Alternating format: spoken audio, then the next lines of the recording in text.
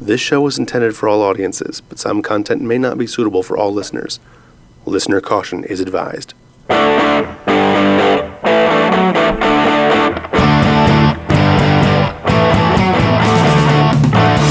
You're listening to The Quest, Advancing the Art of Role-Playing, the show where we talk about role-playing in all of its forms, from tabletop to LARP and even cosplay.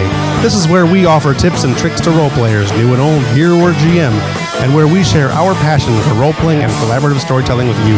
The Quest is a proud member of the Dancing Giraffe Productions Network. You can learn more about Dancing Giraffe Productions at dancinggiraffe.net, and is brought to you in part by GeekFan Expo, uniting geeks September 5th through 7th in Detroit, Michigan.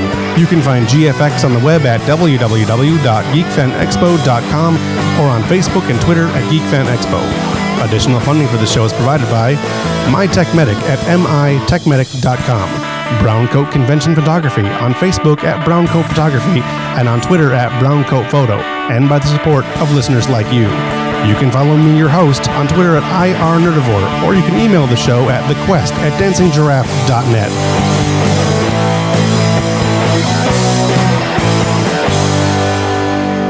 And now thank you for joining us on The Quest. Hello and welcome to The Quest. Thank you for joining us. I'm your host, Jeff Harvey. Joining me today is Laura Marsh. You will know her from episode 1. We've got 2 new people with us today. We've got Brandon Flynn and Evelyn Corbin. Yes. Yes. It's been a while since I had to say your last name. So these two quite experienced role players. Give them a little chance to introduce themselves. Go ahead, Evelyn. Hi, I'm Evelyn Corbin.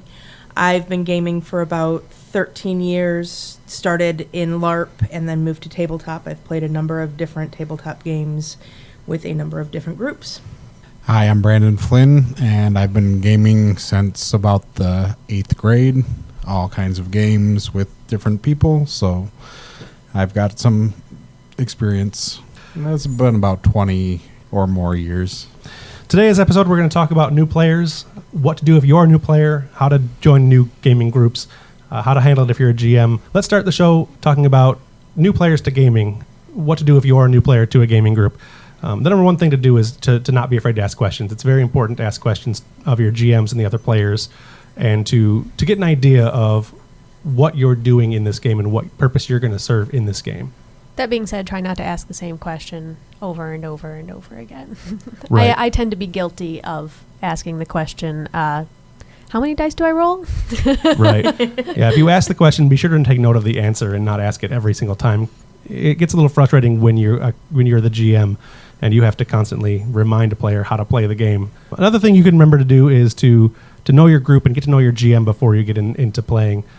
There's nothing like going into a game if you have absolutely no idea what you're going to do and don't understand that the GM is asking for certain things and wants certain things in his game. I've personally run a couple of games where we had a new player join our group that didn't really have any idea how we as a group did our gaming, and ended up affecting the story a lot more than I would have liked, and actually made it so that I didn't really want to run the game anymore for a little while. Fortunately, he only played 1 or 2 gaming sessions, so it wasn't that big a deal, but another thing you need to do is be prepared and know what to bring. Remember that you have to have your dice, you have to have your character sheets and things like that. And sometimes if you don't have what you need, you can borrow from other players, but you don't want to depend on them for things. You need to find out beforehand what you need to bring.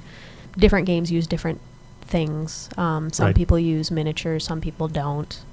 Yeah, make sure you have your dice too. That's a part of gamer etiquette is, obviously everyone want to be on time.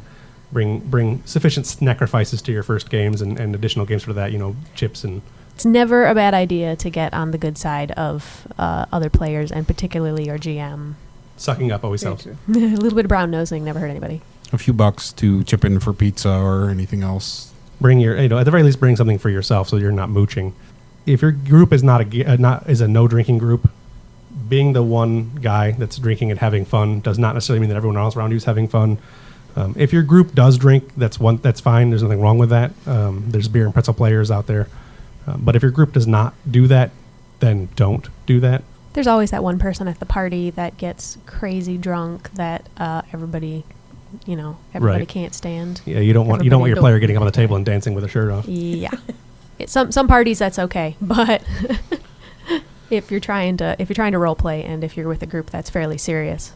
As long as you can keep yourself in check. Yeah, there's nothing wrong with having a beer or two, but don't pound A fifth. don't pound a fifth, and try not to bring any Everclear to the party. So another thing you want to do is, don't play on your phone the entire time you're gaming. There's one thing, having apps on your phone that'll help, and that's nice. The same thing goes for tablets, but don't sit there playing, My Singing Monsters or Supreme Heroes or Fruit Ninja on your phone the whole time that you're gaming, because that's, well, first of all, it's disrespectful. Secondly, it's obvious you're not paying attention at that point. And why are you gaming if you're not paying attention? The point is to tell a story, to be part of telling a story, be part of the collaboration to tell stories. And if you're just spending all of your time on a phone, then you're not doing a whole lot of role playing, at least not with a group. One of the most obnoxious questions asked is, what am I doing? What's going on? Where am I? What's going on? Who am I fighting again? As you look up from your phone. Yeah. Which is the same thing with laptops. Try to avoid bringing your laptop to the gaming group unless you've got stuff to do on the laptop. Like, I, as a GM, have my laptop a lot more now than I ever used to, but that's because I keep a lot of my books on there, and I keep a lot of references on there, and I keep a lot of notes. It's basically a replacement for the old GM screen for me, although I still use GM screens. Mostly I use GM screens because I like to be a ninja. But the laptop is useful, and there's no problem using them as a player. As long as you're using it properly. Right, yeah. As long as you're not playing Facebook games and, watching videos and the stuff that I tend to do when I'm a player. So I'm a bad player. Don't forget to bring your character sheet with you. If the GM keeps your character sheet, then obviously it's not your responsibility. Bring your own dice. Try not to mooch other people's dice. It's kind of taboo to touch other people's dice. Yeah, players get kind of weird about dice. I get a little weird. Dice have their own energy, man. They do. It's like magic crystals or something. I don't even like to mix my dice. See, I mix my dice now and I regret it, because before my dice were just brutal to players. And now my D20 is picking up the energies again, but my D10s, all the D10s for L5R and stuff, are really losing their mojo. I feel sad that stores that sell dice typically have to keep them behind the counter, because I always liked to roll the dice and see Get a if they feel liked me for 'em. first. Yeah, Underworld used to keep And I feel them. goofy doing that after having to ask someone to see their dice. Because then the guy is sitting there staring at Well, me. you roll the dice on the counter over and over again. Right, making noise for no reason. They're like, oh, I don't like these ones. Can I get those ones over there? Weird. So Even at like gaming stores, you feel like a freak. yeah, it's dice. I don't know what it is. I like buying dice. I just actually bought a new set of D20s, or a new complete set, and I haven't touched them yet. I don't want to touch them until I'm ready to game with them. Don't do that. That's creepy and weird. But I love it. yeah, having your own dice is definitely a key. Don't beg your GM for dice. When I was running Star Wars, the D6 Star Wars game from West End Games, I bought so many D6. I didn't really mind people borrowing them from me, because there were also so many. We played that game consistently for, I don't know, like 10 years or more. And we would play twice, 3 times, 6 times a week, and we'd need dice. And so now I have a stockpile of D6. I could probably supply Milton Bradley with dice for a few years. Was that the game that you guys played that when you got to higher levels, you were rolling like 30 dice or something like that too? That was one of them. Okay. Yeah, there's that, and then there was the Dragon Ball Z. Dragon Ball Z, which is based on okay. the champion system, I Right. think. And it was scaled to the champion system, where you're playing in champions and you've got characters that are rolling at the high end. Superman's rolling like 24 dice. And in this game, you're rolling, I think my character at one time rolled 64,000 dice. 64,000 D6. I don't know if it was quite that high, but it was Well, utterly ridiculous. I think it was pretty close to that high, because I remember multiplying the number by just something ridiculous. I did so much damage that I basically destroyed 2 planets, and that was the last time we ever played the game, because it was just ridiculous. Yeah. That's a little crazy. Yeah, we got to the point where it's like roll 10 dice and then multiply it by 400 or something. Not a game for new players. No. To think so. Think about that one. So one of the things to think about is to be a team player. Don't be a tool. When you're going to be a team player, you want to sit down and you want to be a part of the group. You can't expect to be the center of attention all the time as a new player. Sit back and listen.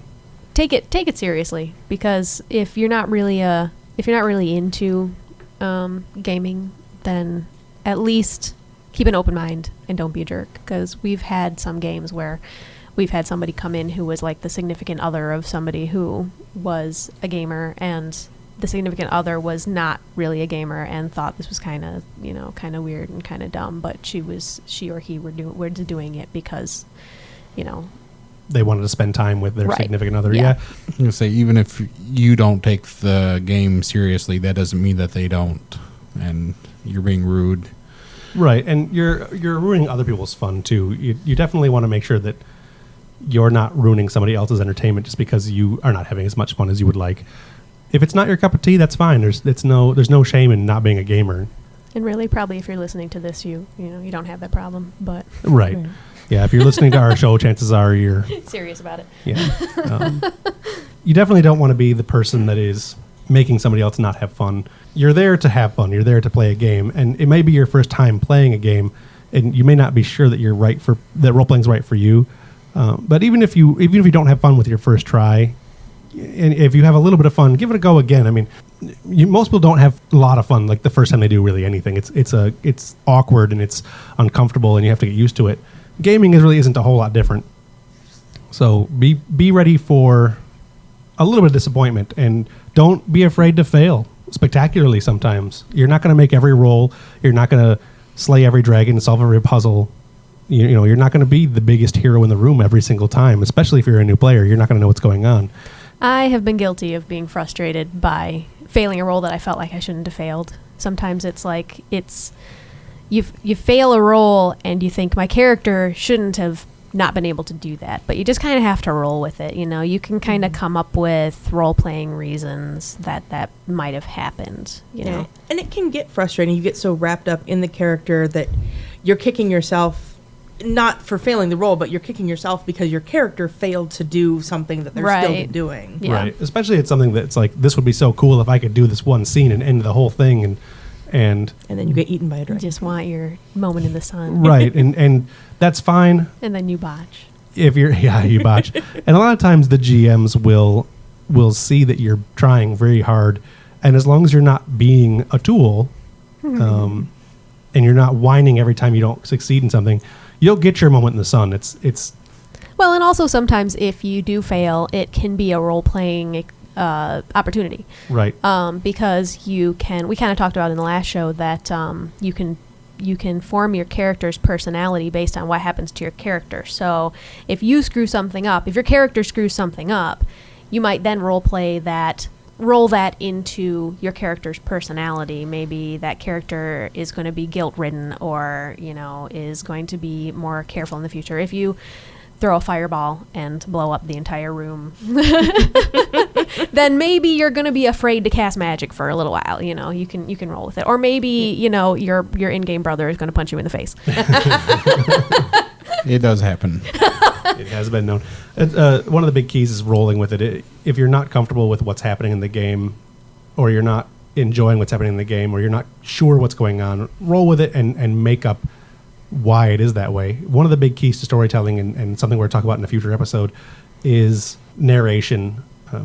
Don't be afraid to narrate more of the story and describe more things that are going on. If you do that, you'll get your moment in the sun a lot faster, and you'll actually help yourself and the other players and your GM you'll have a better game. One of the things that really got me into role-playing and really excited me in my imagination in role-playing was the fact that I could visualize everything that was going on. I didn't need maps. I didn't need miniatures. I didn't need anything. I just needed to be able to sit back and think about the scene and describe the scene and talk about the scene. And I was there. I could feel it. I could experience it. It was like being in a movie. I get frustrated sometimes if I can't picture what's going on. But Sure. usually when that happens, I ask questions like, well, what does the room look like? Right. Yeah. Is there, something in the room that I can use to do this? Right.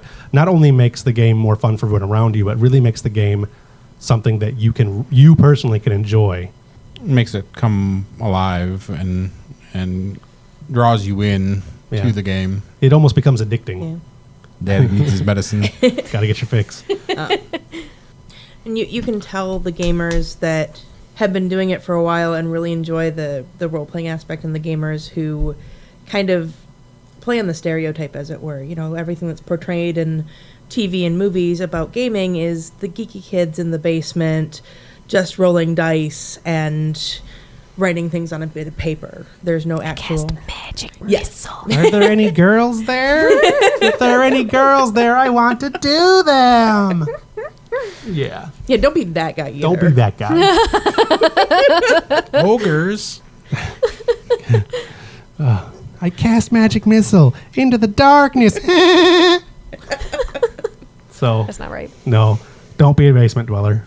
That is the stereotype of role playing is something we're going to get to another show. It's actually going to be our last show of the season, so look forward to that. But Look more forward to more bad geek impressions. yeah, more. I've got some bad ones.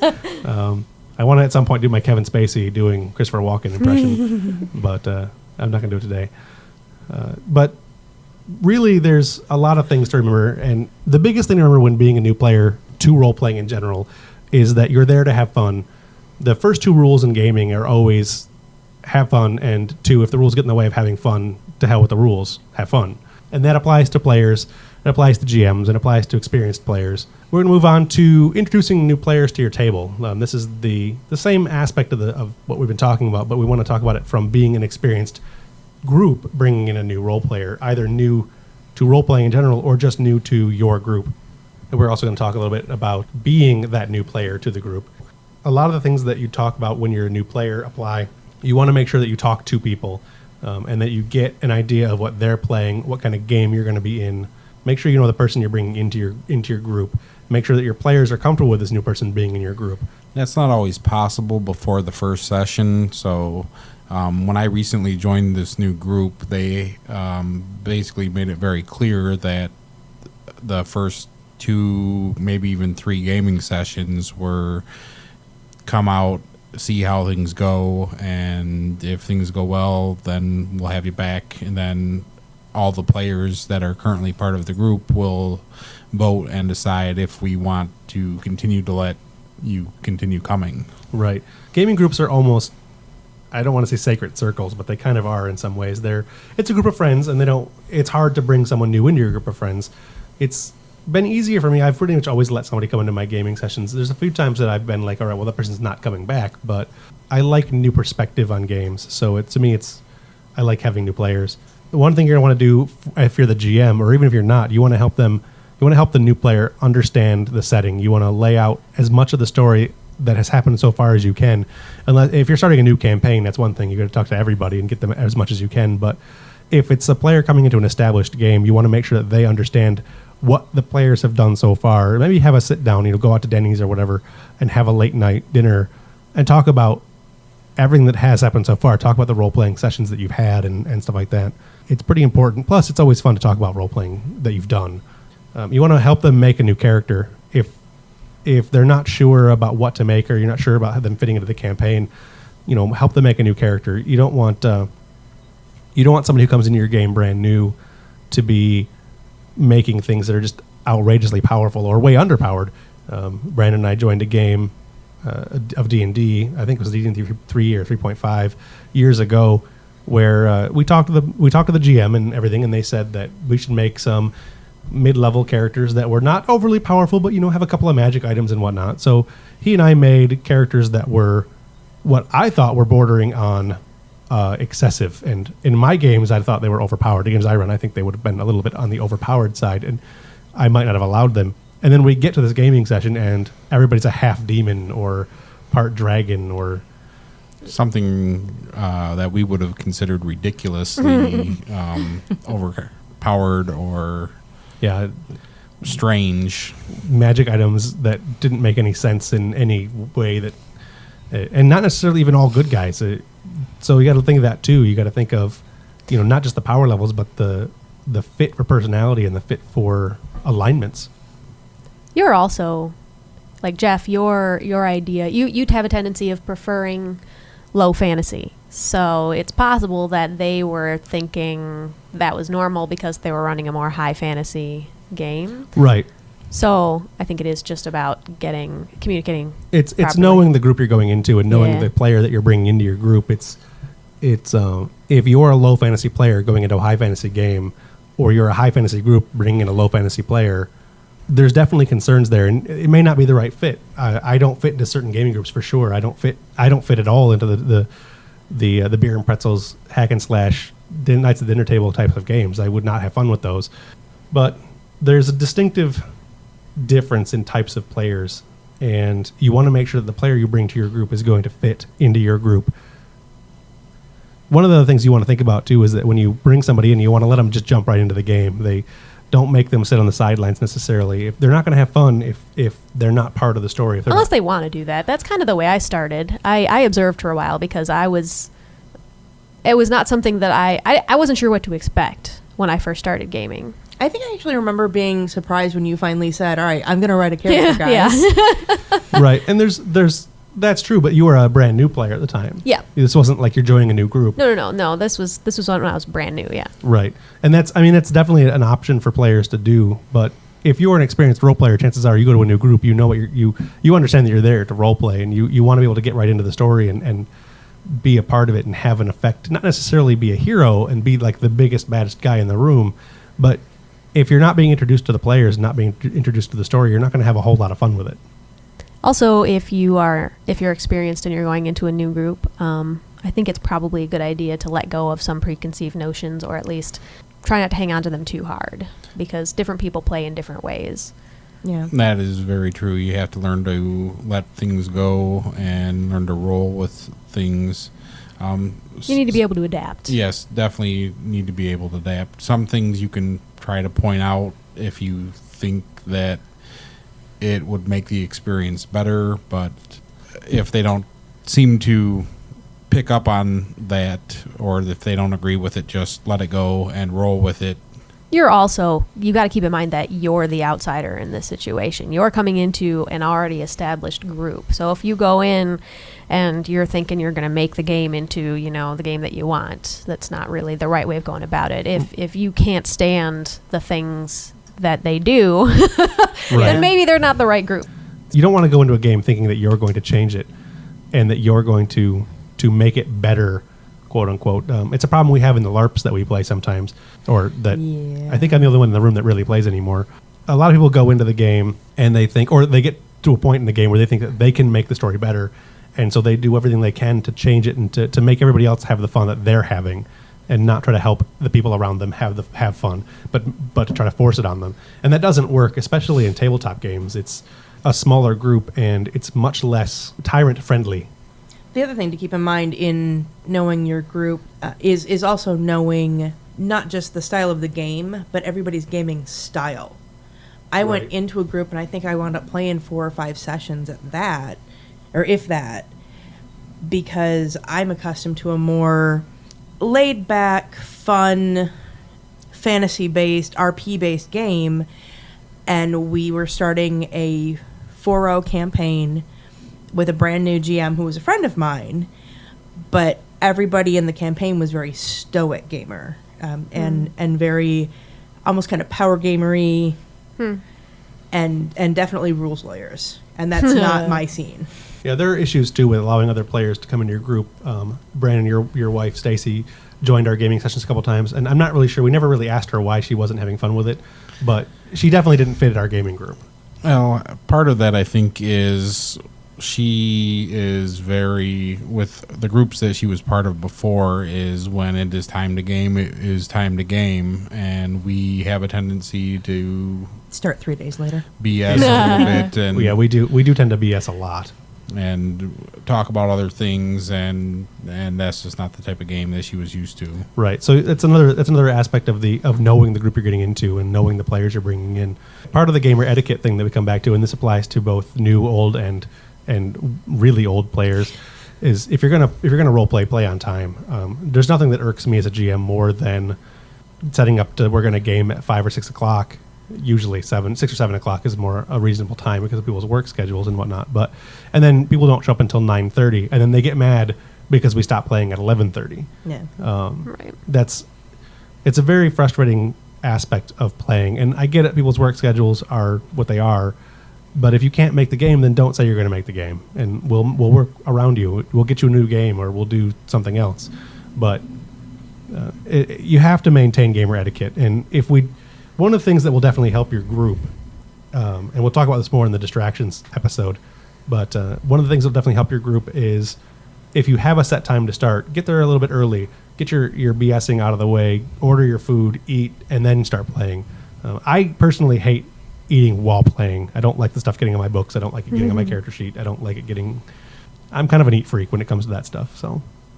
One of the things to remember is, if you're joining a new group or if you're having someone else join your group, is don't be a tool.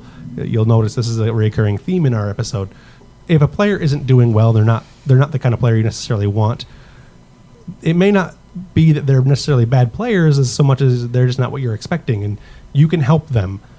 I've had players that have joined my game who I thought were not very good role players and didn't really understand the settings that we were running in and didn't get it. And if you help them through it and you don't be a prick to them and you don't run them out of their game, they can grow to be a very good player. It could simply be that they just didn't, on their end, make sure they knew what they were getting into and what was expected of them. Right. One of the other things you can do is you can make sure that they understand what you expect of this new player. There's nothing quite like going into a game and not knowing what to expect and not knowing what they expect of you. Another thing you can do is you before you start playing, let the person know what kind of books to read and what kind of things to get ready for. If you're joining an L5R game for the first time, you're going to want to definitely know what books to get, what books to read, what games to read, what movies to watch in order to understand what kind of setting you're going into. Like, go and watch the Toshiro Mifune movies, watch the Shogun. Read the Lone Wolf and Cub comics or manga things. Right. Well, try not to get too carried with manga because you don't want to be, unless you're running an anime game. Certain ones, yes. Right. Blade of the Immortal. Make sure you know of any gaming accessories you're going to need before you come to the gaming session. If you need to bring your own dice, then do it. Obviously, you will. If you need your own minis, bring your own minis. Bring a pencil. A pencil, yes. Bring a pencil, yeah. Ooh. Bring extras if possible. One of the things you can do to get ready for gaming is maybe do some one-on-one background sessions with the GM or a couple of the other players and sit down and talk about it and get an idea, get a feel for what's going on, get a feel for what the game is going to be and how you're going to fit into it. It's very important that you understand when you go into the first couple of gaming sessions that, where your character is going to fit into everything. That's actually one of my favorite ways to start a campaign as a player. One of my favorite sessions, I think it may have been my first vampire session, the GM took us aside room by room and ran us through getting turned into a vampire. Mm-hmm. And we LARPed it a little bit. It was the coolest thing. It got me immediately into character. I knew where my character was going, what I was doing, and initially I wasn't sure because I was just starting out vampire. I didn't know what I was going from D&D to vampire, two vastly different worlds, and it helped me just immerse right into that character. You actually lost power a second ago because your little thing is flashing. It's been flashing, so we must have lost power earlier today. Okay. So for those of you who are listening, you're going to be able to hear some thunder behind that one. We are recording, unfortunately, in the middle of Stormageddon 2.0. We may be about to be in the middle of a tornado. Right. I'm thinking. I am fairly certain that that the we apocalypse may be in is Oz happening. in a moment. I was going to say if we live closer to the ocean, we could start filming Sharknado 2. Sharknado. Oh no. Yeah, this storm came on right sudden too. I was not expecting it. No. And it hit everything really hard. So, fair warning when you're listening, and we do apologize for it, that there's not much we can do. We're going to kind of power through and hopefully we power through. If we start screaming, send a search party. Right. Yeah, I don't know how this is going to get up if we run, but if we end up in Oz, at least we'll be able to record it and talk about it.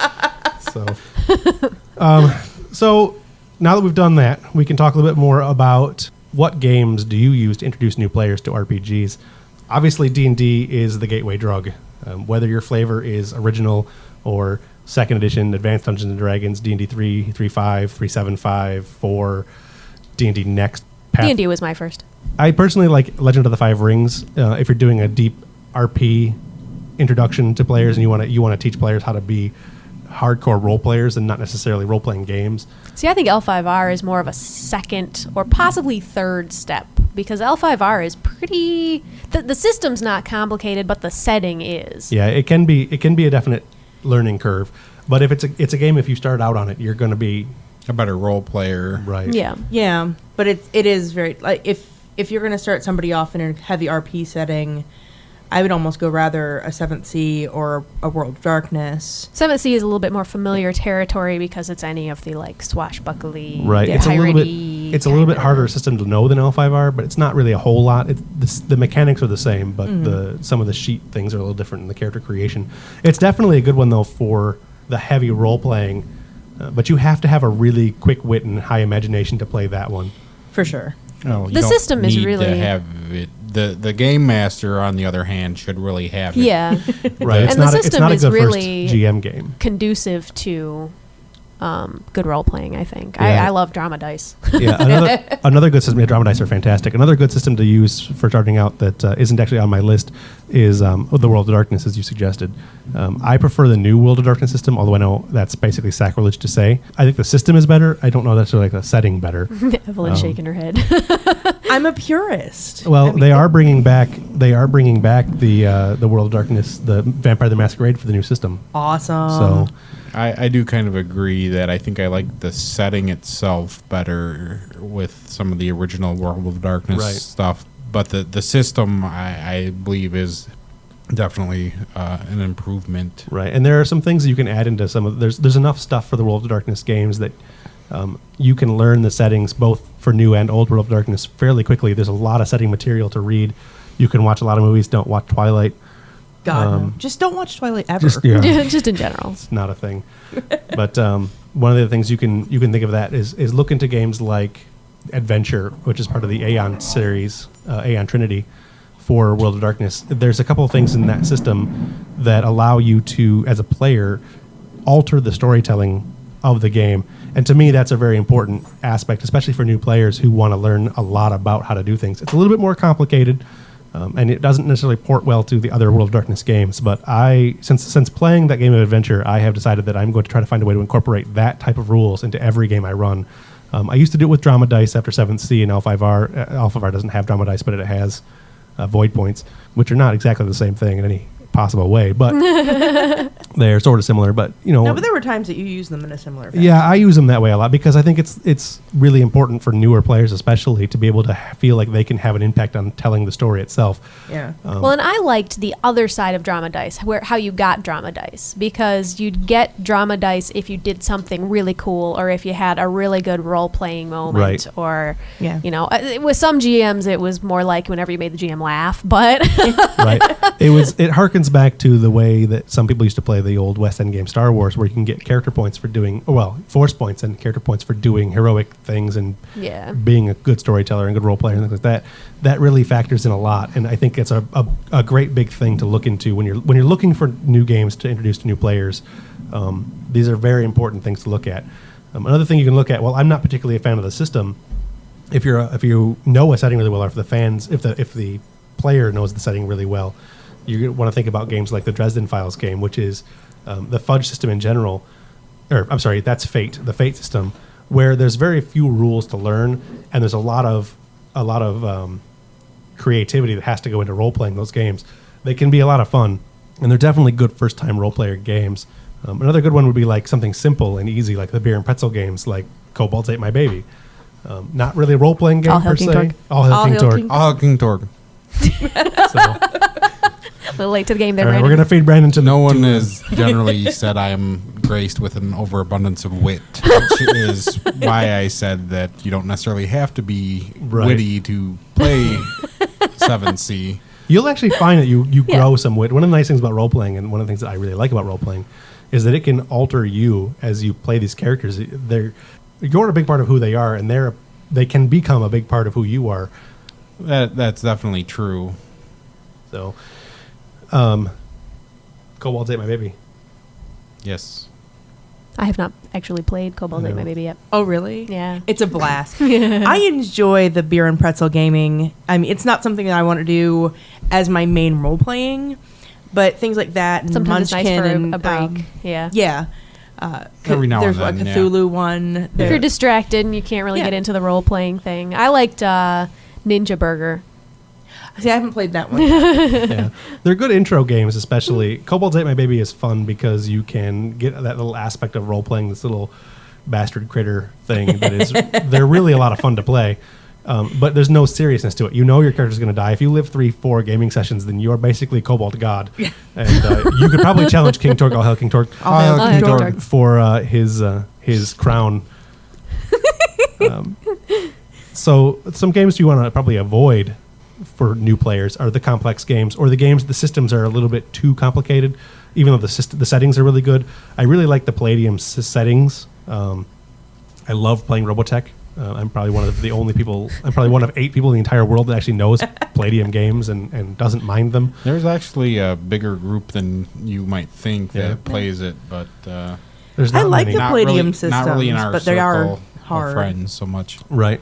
The Palladium games are a little bit point munchy, a little bit crunchy as far as the games go. Crunchy. Munchy crunchy. Munchy crunchy. But they're great games. They're good settings. The problem with them is the system is a little bit crunchy, and it's not necessarily right for all new players. It gets a little bit hard to start out with. I think GURPS is kind of the same way by Steve Jackson Games. I have not played any of those either. Yeah, GURPS is basically you roll 3 dice, and it's not a complicated system necessarily. It's just not really. It doesn't encourage the creativity the way I think that the way games for newer players should. There's a game that came out years and years ago, and I don't think anybody can find it anymore, and you should be thankful for this. It's a game called Aria, which is epic role-playing, where you played whole bloodlines, and the countries they ran, and the nations that they fought, and it was epic role-playing, not in Lord of the Rings epic, but epic role-playing is in like Sim City epic. That's weird. It was a very complicated game. I own several of the books for it. I have never been able to get a group together to play it because the character sheet was like 18 pages long. And it wasn't like I like long character sheets because I have D&D character sheets that are 6 and 7 pages long. But That's all ridiculous. I'd thing. like to give it a try sometime. it'd be worth a shot. I liked Birthright, which was not anything like this, but you had the bloodlines, and we did play that kind of epic with Darvin Darshore Darksbane III. Yes. Fun one. We'll get more into that kind of thing with the character Making naming, and naming. Yeah. I got some character names I definitely want to scream into the microphone, but I'm going to have to buy a nice condenser first so I don't blow anybody's eardrums or speakers in their cars. You don't want to play anything that's overly complicated system-wise. Setting can be more complicated if you're good at explaining it and your players are smart enough, and smart enough is the wrong word, but if they're Creative. Adaptable. and witty enough and can savvy. The word I'm looking for is savvy. There you go. If they're savvy enough Savvy. to be able to pick these things up. So you want to think about games that are fairly simple. Obviously, like I said before, D&D is the gateway drug. Pathfinder is, to me, I'm going to do a review of the Pathfinder system since I'm fairly new to it. I like the Conan books for D&D. I don't really like D&D 3.5 or the general D&D setting, but I don't necessarily hate the D20 system. So if you're not comfortable running those kind of things, but you might find the Conan system by Mongoose, the Conan game by Mongoose, pretty good. And TSR made one back in the day. Pathfinder's a good one to have too. I'm really starting to like that. And the nice thing about the Pathfinders, it's Dungeons and Dragons, essentially more refined, simplified, and they have a couple of books that are out that are just setting books. They're huge books about setting, and to me, that's a really big factor to be able to help somebody understand the game that you want to play. The reason I don't mind L5R being one of the first games that you can bring people into is because there's a book called Rokugan that is a 290-page book that is nothing but setting. There's maybe a page and a half of rules in the entire book. Pathfinder has something very similar to that. They have the Inner Sea World Book, I think is what it's called. I don't have a copy of it yet, but Derek does, and I've been flipping through it occasionally. And that book is basically a book you as a player can pick up by yourself, read it through, and know as much, if not more, than the GM is going to know about the setting. I do tend to like games with lots of books. Right, yeah. The more books you've got that you can read through, and the more information you can get, the better the game. One of the nice things about Legend of the Five Rings, again, I know I talk a lot about this game, but it's my favorite game. If you go back all the way to as far as first edition, there are the clan books, and each book there were Seven great clans. There are 7 great clans, but there were more books than that because there was also anyway. These books basically gave you insight as to what these clans were, how they acted, and it gave you huge insight into how to play the characters and how to play the game, How to interact with other players of the different clans. right? I like deep information about the world too. Like I've been in Pathfinder. I'm going to try playing a Shawanti, and I've been searching for information on the Shuanti tribes and what they are and like what they do and Right. just like lots of information like that. So I have a tendency of liking games that have a lot of information about the world. And games like that are really good for new players, especially because there's just so much to do. If you're really interested in role playing and you really want to get into what gaming is, and you want to get deep into a game, look for those kinds of games. Look for games like Pathfinder that have these deep settings, and 7th Sea, which has dozens of out-of-print books that you can get through. I think you can get most of them on DriveThruRPG.com. Same thing with L5R's first, second, and third editions, and even their 4th edition, which I think their 4th edition is extremely good. And the books they're producing for them are, every book they've put out so far has been absolutely outstanding, wealths of information. So definitely things to look for. If you're not really sure you like gaming, try a simple game. Try some one-off games, some one-on-one role playing. If you're new to GMing, try something simple. Obviously you can't really play if you don't have a GM.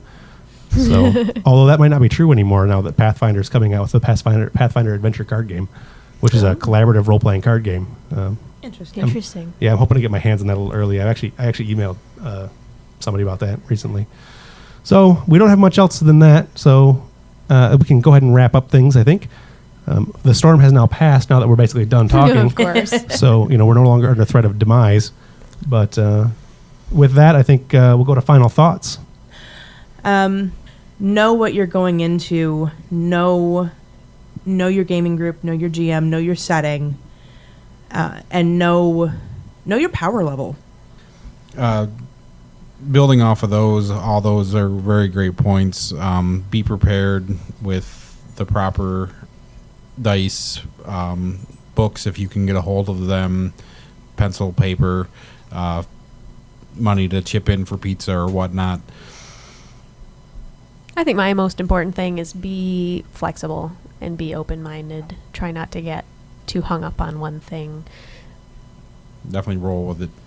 Yeah, Roll with rolling with it, punches. very important. My final thought for tonight is basically going to be, don't be a tool. The biggest thing to role playing is to be aware of what you're going to do and go into the game expecting to have fun.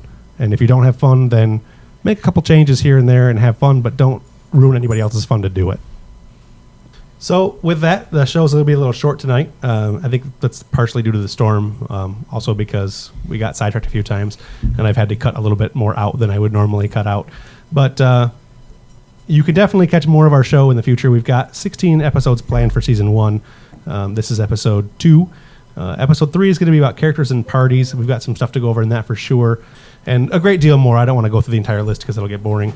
But I think... if anybody else has anything else. You've been listening to The Quest. I'm your host, Jeff Harvey, and you can follow me on Twitter at IRNerdivore. Don't forget about our friends at www.geekfanexpo.com, and for all of our friends here in the studio and all of our guests, we want to say so long and thanks for all the fish. Baby, please don't go. Baby, please don't go. Baby, please don't go back to New Orleans. You know it hurts me so. Babe, I'm way down here.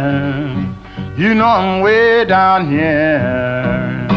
Babe, I'm way down here in a rolling fog. Baby, please don't go.